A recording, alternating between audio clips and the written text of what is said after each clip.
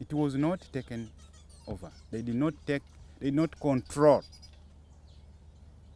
They never controlled any position. Apart from the explosion, which killed the people I have told you, it was very unfortunate.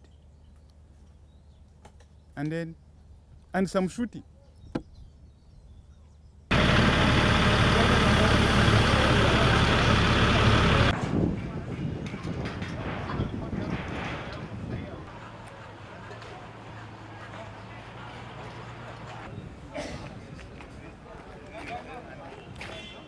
The security is generally calm.